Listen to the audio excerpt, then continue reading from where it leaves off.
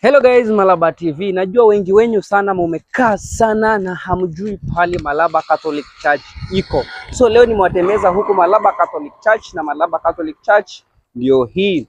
Wengi wenyu muliacha kama Catholic Church iko wapi? Ile barabara ya kwenda Angurai, Malaba School huko. Lakini la hasha, Malaba Catholic Church iko hapa your way to stadium, na ndio hii hapa Malaba Catholic Church. It's a very nice church, na kama haujaifika huko, hebu kujeni tuende tuone ndani vile inakaa na vile iko. So this is our Malaba Catholic Church.